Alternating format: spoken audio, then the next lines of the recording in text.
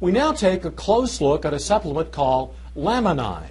The question, what is the effective ingredient in Laminine? And the answer is that Laminine is essentially a whole food. It is an extract from a 9-day fertilized avian egg or hen's egg. The hen has been raised pretty much in organic standards, so it's a good high-quality egg.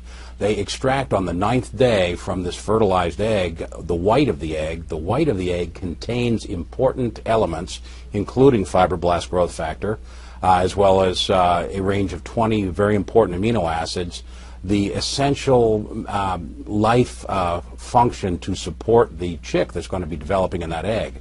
So the egg is harvested on the 9th day. These factors are at their greatest concentration.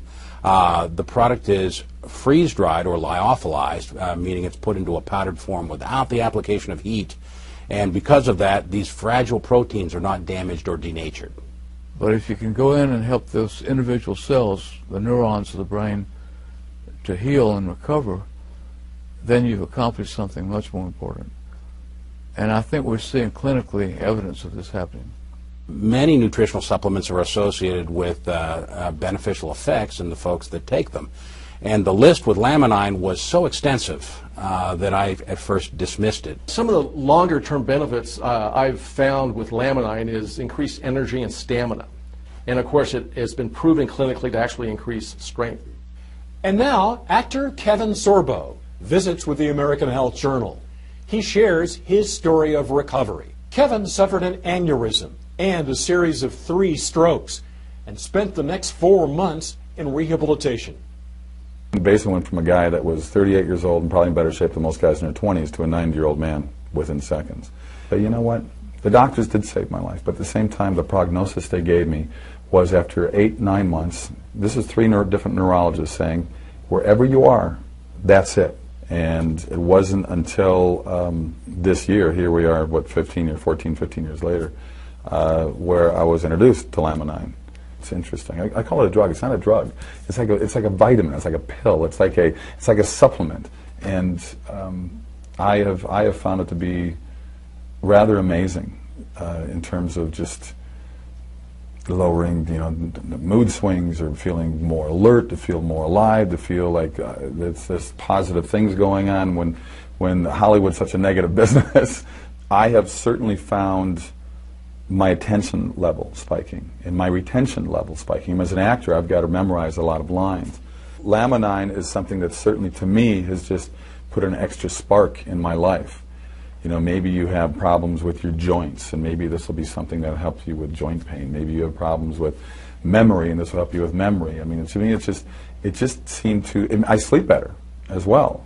I just found it to be just an excellent reinforcement to my daily life. The doctor said that she had a 14-centimeter tumor in her back, because the reason why I got Laminine was for my mother. Not for me, not for money, not for anything else. But then 3 weeks later, my mom was my mom again, and she told me, I don't have any more back pain. And she went to the doctor, and she came back and she said, "There's the tumor. You can barely see it." His name was John Ralston Davidson, a respected family doctor in Winnipeg in the early 1900s. A journalist who documented Dr. Davidson's controversial treatment for cancer. He never claimed that it cured it, but he said it would arrest it. Davidson spent years studying cancer, writing medical articles on his theories, which in hindsight were remarkable for his time. The doctor described cancer as a dietary deficiency, so he added generous amounts of vitamins to the patient's diet. But he also said it was critical to boost the patient's own defenses against cancer, which is why he developed what he called young tissue extract. Davidson took fertilized hen's eggs just 9 days old and produced a powdered extract, which was then injected into patients with various forms of terminal cancer. Like this boy, diagnosed with lymphatic cancer, notes show that with surgery, vitamins, and the extract, he returned to normal health. Over the years, Dr. Davidson treated hundreds of cancer patients. They all said, the ones I interviewed, all said that it had benefited them tremendously. Some said they were cured. Ruth Burke's father was one of Davidson's more famous patients. Harry Leader, the Member of Parliament for Portage-la Prairie, had been diagnosed with terminal bowel cancer by the Mayo Clinic in the U.S. But under Davidson's treatment, he improved. It was controversial scientifically, but that really didn't affect Dad. He believed in it.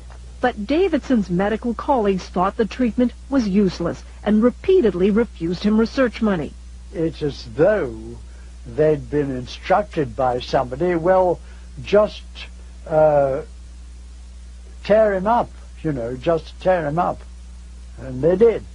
Frustrated with the lack of support, Harry Leader, with his own good health as proof, took Davidson's pleas for funding straight to Ottawa in 1944, directly to Prime Minister Mackenzie King. He never wanted any publicity from this. He simply wanted help for this man whom he felt could help humanity.